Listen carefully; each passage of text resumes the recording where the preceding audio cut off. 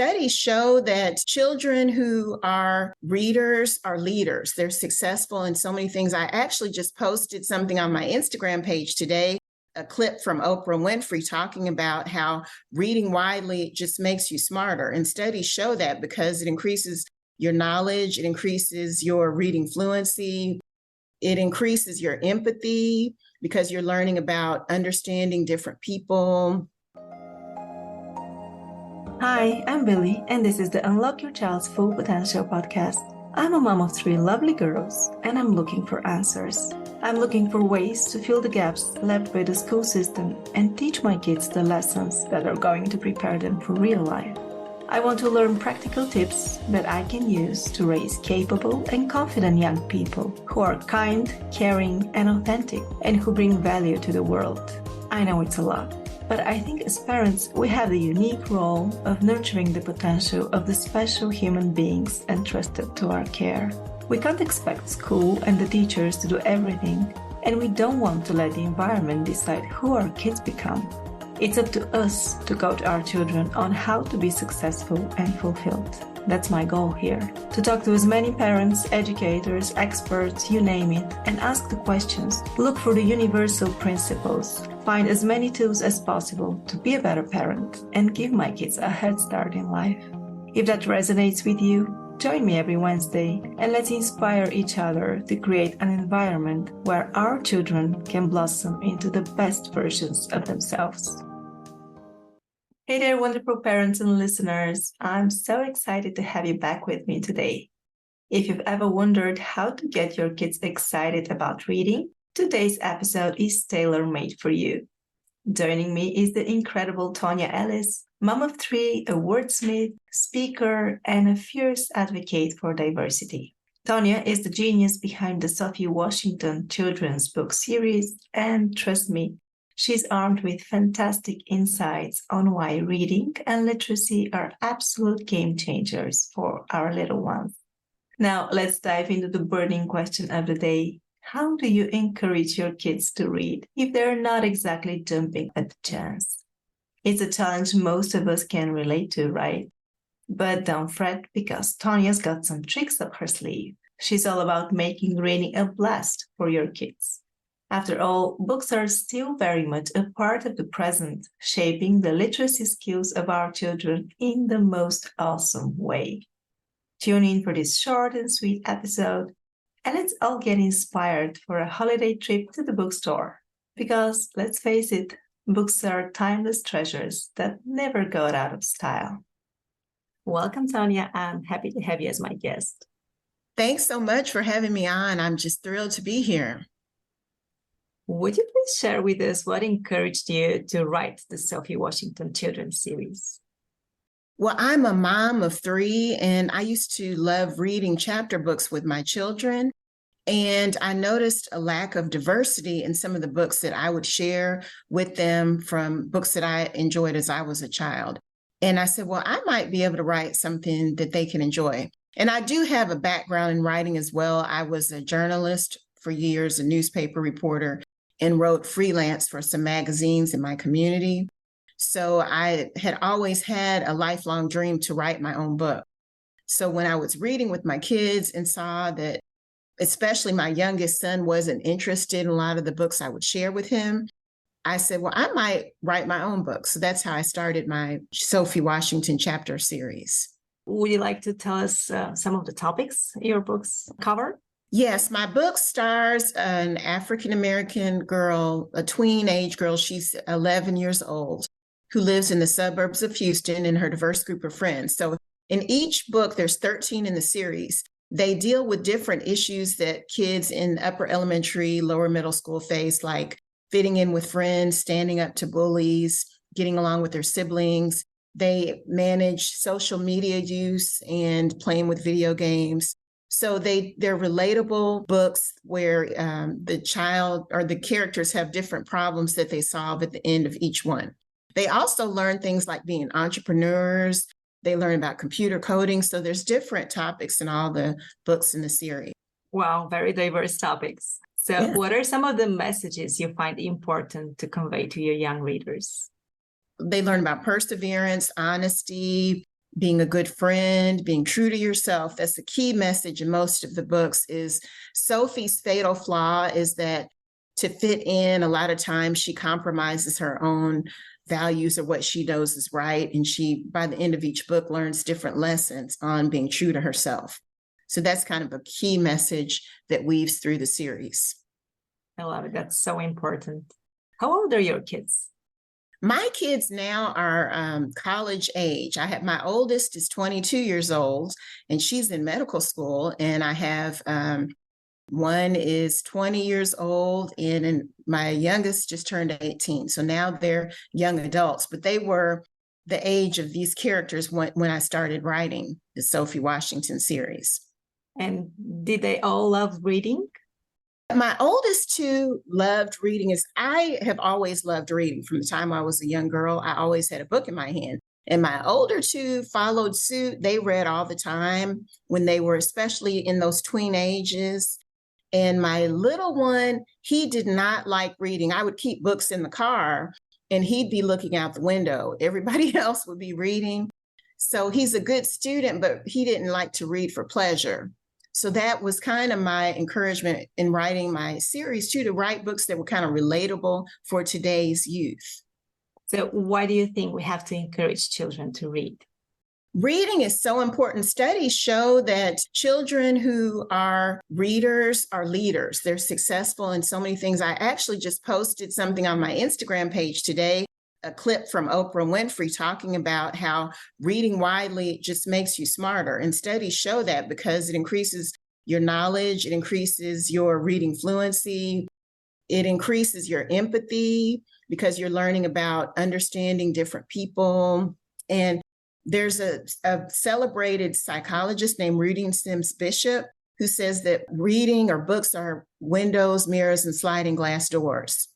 And that means that books are, what she said started with mirrors. So mirrors means that when you read a book, you see yourself in that book, you can relate to the characters and get a deeper identification with the story. They call them windows because they allow you to go into worlds of other people and learn about different people. In sliding glass doors, you can actually become so immersed in the stories that you are entering that world and feeling like you're a part of the world. So they're a great way for people to become more understanding of others, to learn about others, and to learn about themselves. So do you think we have to insist if our child doesn't like to read and find ways to inspire them? Well, there's ways to make reading fun. It doesn't have to be, like a punishment or something you're insisting they're doing. A key way to get kids excited about reading is to let them choose books that they might be interested in. And today there are books there's graphic novels. Those have, and they're kind of like a little comic book, but they're thicker books with long storylines with important themes. So you might let them choose books like that. Some kids are interested in nonfiction.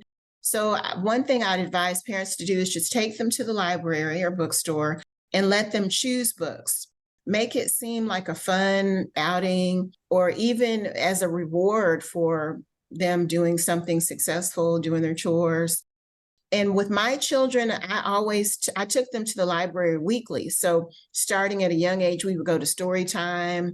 Libraries nowadays even have little video game things that encourage reading. In the summers, they have reading programs where kids get trophies and points and prizes for reading.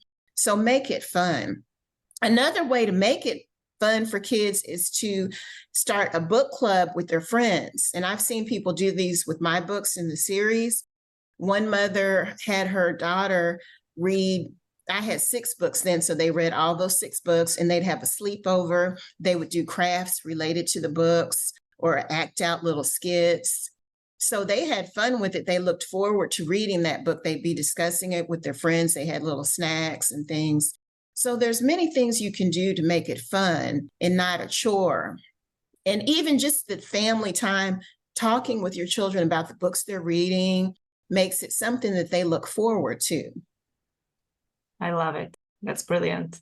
And I think we should start with books that are on a topic interesting to our kids right now. For example, my middle daughter is into fairies. So anything related to fairies is very well accepted.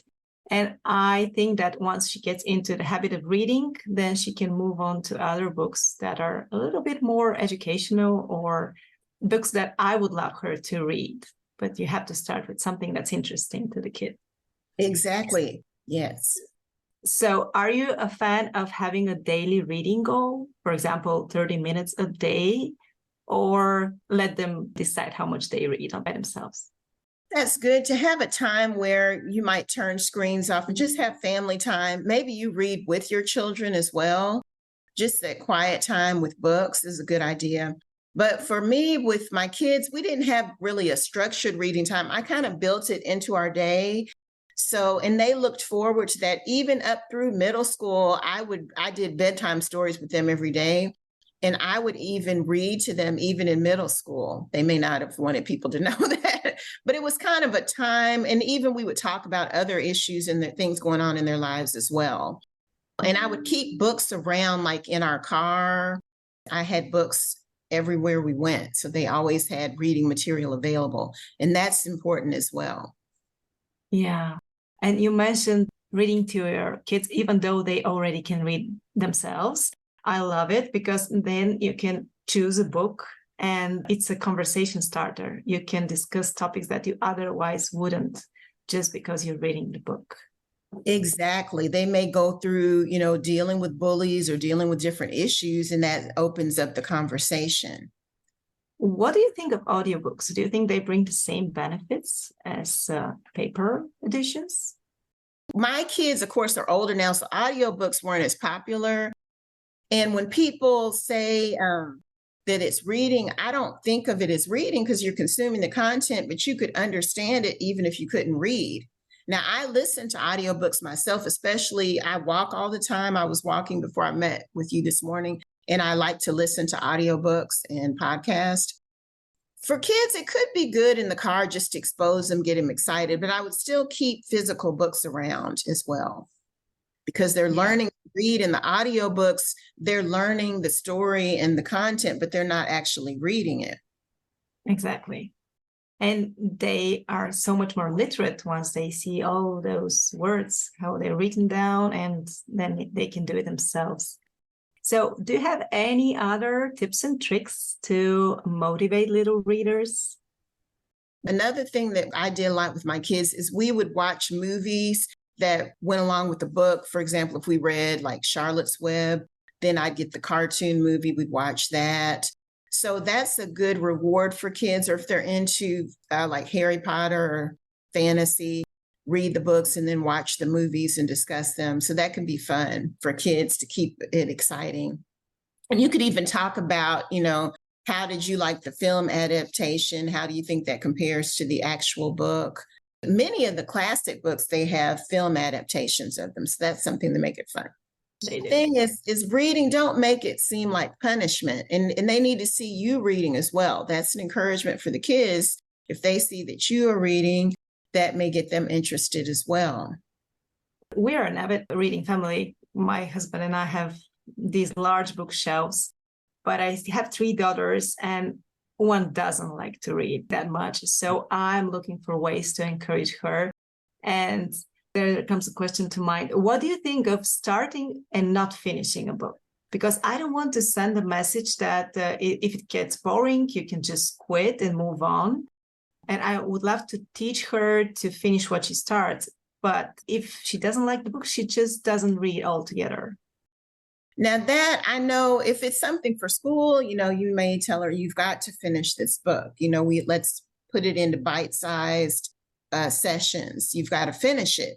Sometimes even myself, there's been books like in the beginning of the pandemic, I started a book that was really depressing and I just threw it in the garbage. I had bought it like, I can't read this. So, but maybe just encourage her to kind of do a few pages to get into it. And maybe that can keep her going. Or maybe if her sisters are reading it, or if they read it together, she may see them and get excited. I don't know what their ages are. So that is difficult because I struggled with that with my youngest. And he wasn't like the older two. Now, one thing I was thinking of before you asked that question is getting them into a series is a great way to get reluctant readers excited. My son, who didn't like reading, if he would read, and studies have shown this as well, usually if kids like a book in a series, like when you mentioned the fairies, they might go on to read that whole series. So if you could introduce her to some type series, because they generally have the same formula, it's what the child likes, and they know they can look forward to that and they're going to enjoy that. So if you could find some series that she might be interested in, that could be a way to keep her excited about reading and interested. That's an amazing tip. I'll try. It's not for school. It's just literature that we want to give to our kids because we can see the lessons in it and we want them to read it. Let her pick the book she wants. That's what I had some of my childhood favorites and books. I'm like, oh, this is so wonderful. You've got to read. He didn't like it at all. Then he found some series and different things that appealed to him, and he would read all of those. There were some like Percy Jackson. I didn't really read it. And then actually I do school visits, and the child was reading some from Percy Jackson, and it hooked me right in. So maybe let her choose some books that she likes. At least she's reading. Yeah, exactly. And we even tried having a reward for completing a book, $5, for example, but she wasn't motivated. And that's how my son was also, my youngest. There were books the older ones had read, and we're like, oh, you're going to love this. Oh, we can't wait till he reads that. He never read them. So, but he does well in school, and he did find other books that he did enjoy that, we weren't familiar with, but they were fine. And he read those. So maybe loosen the reins with that a little bit and just let her read something that she likes, as long as she's reading. And it's not something that you find offensive. I would just let her choose some of her own books. Would you like to share anything else with us today? Just to encourage parents, because it's really difficult nowadays with all the distractions, with the video and all these type things. But don't give up. Keep exposing your children to reading. Take them to bookstores, take them to libraries. It's very beneficial for your children, and you'll see the fruits of this in their school success. So I encourage you just not to give up and keep introducing books to your children, because it's very important for them. It's not part of history. We're not over books yet, right? Right. Literacy is so important, and it sets your children up for success. It does. I totally agree. Would you like to tell our listeners what's the best way to get in touch with you and where they can find your books? Yes, you can find my books on all online retailers, Amazon, Barnes & Noble, and you can contact me on my website at TonyaDuncanEllis.com, and I'm on social media at Tonya Ellis Books. I'll put that in the show notes. Thank you so much for having me. Thank you so much for listening and letting me be a part of your day. If you enjoyed this episode or the show in general, please share it with a friend and help me reach more moms around the world. Also, if you find some value in this podcast and would like to help support it, please visit my Ko-fi page. The link is in the show notes. Any contribution is much appreciated. And lastly, don't forget to subscribe so you get notified when a new episode drops. I'll see you next week.